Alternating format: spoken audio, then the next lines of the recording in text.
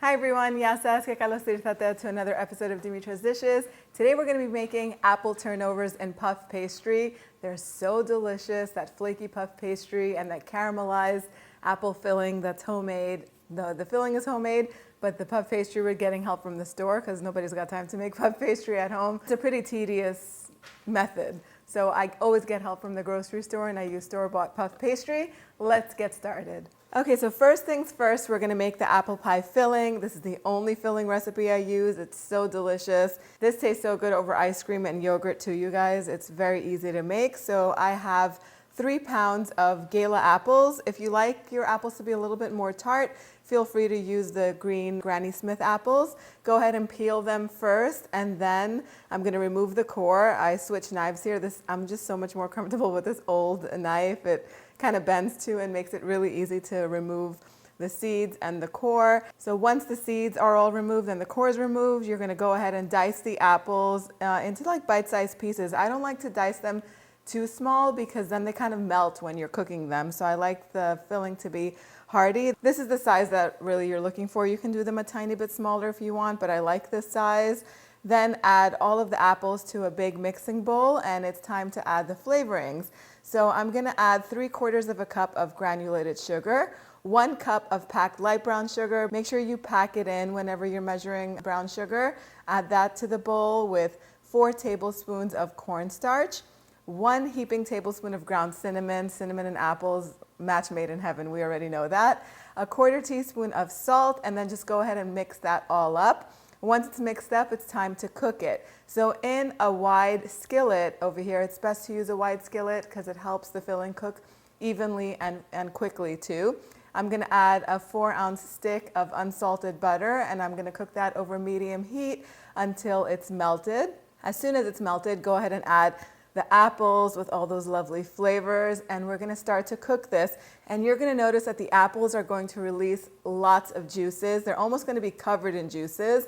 Don't worry about it. That's what the cornstarch is there for, to make it nice and thick and luxurious. Continue to cook this. It's gonna take, it just depends on the strength of your burner, how long it's gonna take.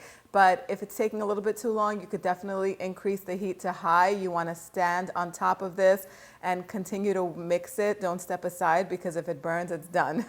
So continue to mix this until the mixture starts to thicken. That's gonna take between 6 to 8 minutes, maybe 10 minutes max. It's gonna thicken quickly. And then the apples are still gonna hold their shape. They're not gonna melt or anything like that. We're not cooking them for that long. As soon as it thickens, go ahead and turn the heat off. And at this point, you can add a 1/2 cup of heavy whipping cream. I didn't have any heavy whipping cream, but I did have 1/2 and 1/2. If you don't have either of the two, I mean, the whipped cream really does make it very luxurious. It gives it like a caramel type sauce texture or feel to it. But you can add water if you don't have anything. That's perfectly fine. Or even apple juice. If you have apple juice, you can add that too.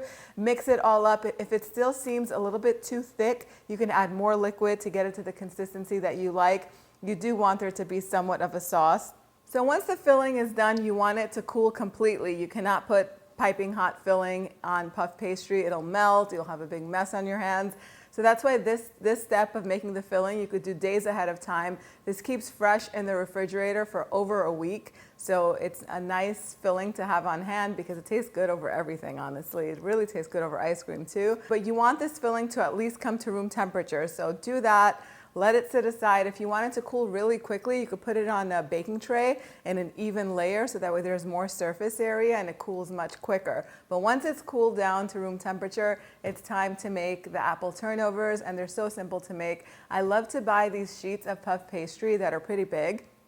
I find them in my restaurant supply store, but maybe there are other places like specialty food stores that sell them. It just makes it so easy because it makes beautiful triangular turnovers. But if you have the 2 sheets that come in the pack that are folded, I'll show you how to do that as well. But let's start with the big sheet. We're gonna cut this into 5-inch squares. So each sheet makes about 6 squares.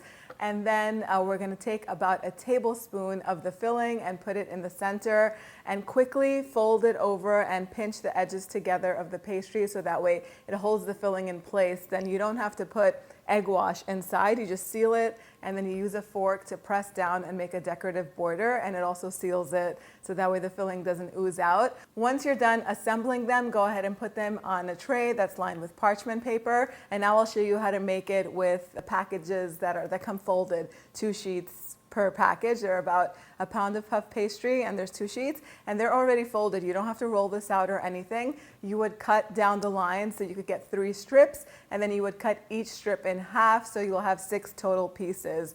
Now take a tablespoon again of the filling, and be careful with these because they're more narrow.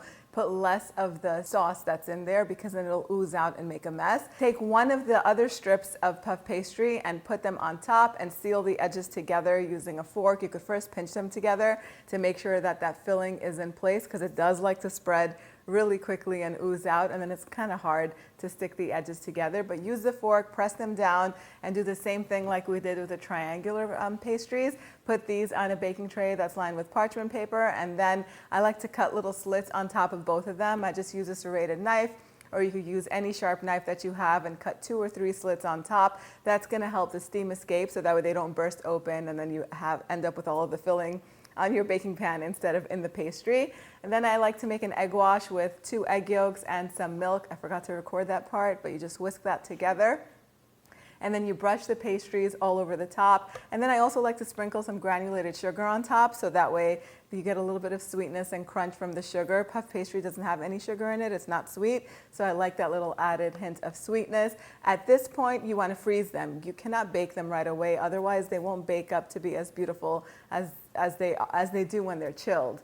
So at this point, you could also make extra and freeze them, and you can, once they're frozen solid, you can transfer them to freezer-safe bags or freezer-safe containers, and they'll stay fresh in your freezer for like 2 months. I mean, they've never lasted that long in mine, but they do. And then you can just take them out while they're still frozen, put them on a baking tray that's lined with parchment paper, make sure that your oven is preheated to 400 degrees Fahrenheit, and you don't have to thaw them out. You can bake them straight out of the freezer. And it takes about 30 minutes once they're completely frozen to cook. But if you're just gonna chill them like I'm doing right now, you just want them to chill in the freezer for about 20 minutes. If you don't have space in the freezer and you're baking these on the same day, you can chill them in your refrigerator for about 30 or 40 minutes. Preheat your oven in the meantime, 400 degrees Fahrenheit, and then the ones that are slightly chilled are going to bake for about 20 to 25 minutes. Keep an eye on them. Once they're golden all around, they're ready to take out of the oven. As soon as they come out of the oven, let them sit a little bit, and then go ahead and dust the top with some confectioner sugar. If you want to make a glaze with confectioner sugar and maybe some milk or even maple syrup, you could do that and whisk that all together and drizzle it on top. But I think they're perfect as is. Once they're at room temperature, you can serve these. If you want to kick it up a notch, you can serve them with a scoop of ice cream, and it makes a delicious dessert. As you can see, they're all beautiful. The rectangular ones and the triangular ones, they're just all so pretty. They've cooked perfectly, but I'll say that I do like the triangular ones much better. I feel like you could get much more filling in them as well, and they're just easier to work with. Time for the taste test. They smell so good.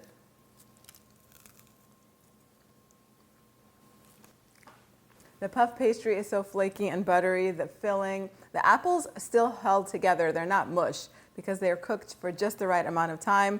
So much better than buying pre-made apple pie filling that's in the cans. Don't use that. It's not good. Make this filling. It lasts long in your refrigerator. You can put it over everything.